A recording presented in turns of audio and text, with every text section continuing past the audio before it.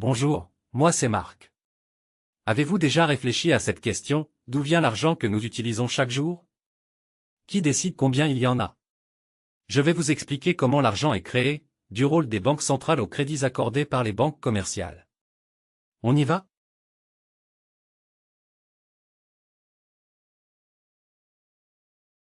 La création monétaire, c'est le processus par lequel de nouvelles unités de monnaie apparaissent dans une économie. Il existe deux formes principales. La monnaie centrale, émise par les banques centrales, comme la Banque centrale européenne via l'assouplissement quantitatif, ou le quantitative easing en anglais, plus communément nommé la planche à billets. Ensuite la monnaie scripturale, créée par les banques commerciales lorsqu'elles accordent des crédits. Le système bancaire fractionnaire est au cœur de notre économie moderne. C'est un mécanisme où les banques conservent moins de 10% des dépôts en réserve, prêtant le reste pour créer de nouveaux crédits. Un effet pyramidal. Aujourd'hui, environ 97% de l'argent en circulation est scriptural, c'est-à-dire purement numérique.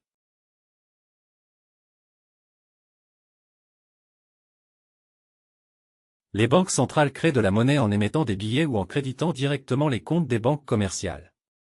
Elles utilisent cet argent pour acheter des obligations ou injecter des liquidités dans l'économie, le processus appelé assouplissement quantitatif dont je vous ai parlé.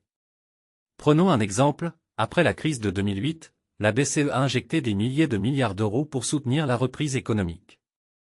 Cette stratégie vise à rendre l'argent plus accessible et à stimuler les investissements.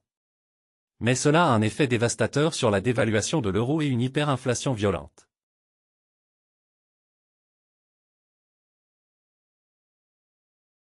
Contrairement à ce que l'on pourrait croire, les banques commerciales créent aussi de l'argent comme je vous ai dit. Quand elles accordent un crédit, elles ne prélèvent pas cet argent directement dans leurs réserves. Elles le créent de toutes pièces et l'ajoutent à votre compte bancaire. Par exemple, vous empruntez 100 000 euros pour acheter une maison. La banque crédite cette somme sur votre compte. En échange, elle attend que vous remboursiez avec des intérêts. Mais attention, les banques doivent respecter des réserves obligatoires, imposées par la Banque centrale, pour limiter le risque de surendettement.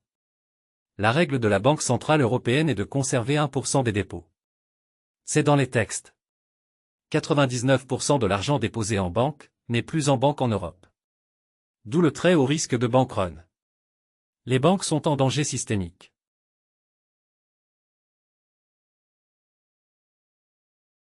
Dans notre système actuel, la création monétaire est nécessaire pour soutenir la croissance économique en finançant les investissements.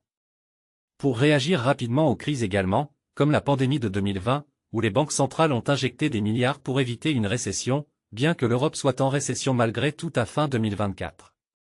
Et enfin maintenir un système financier stable en ajustant la masse monétaire en fonction des besoins économiques.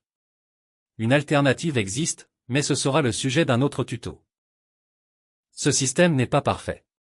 Il comporte des risques, comme l'inflation, trop de monnaie en circulation réduit sa valeur comme nous l'avons vu. La dépendance au crédit, une économie trop endettée devient fragile face aux crises. Les inégalités, les grandes entreprises et les investisseurs bénéficient souvent davantage de la création monétaire que le citoyen moyen.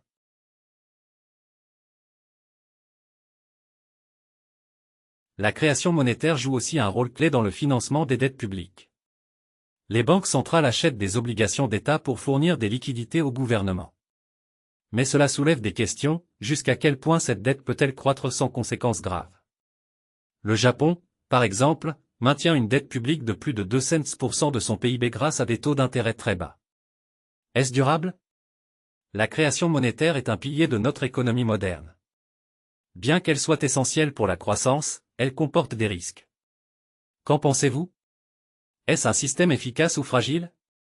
Partagez votre avis et abonnez-vous pour en savoir plus sur les secrets de l'économie et de la finance.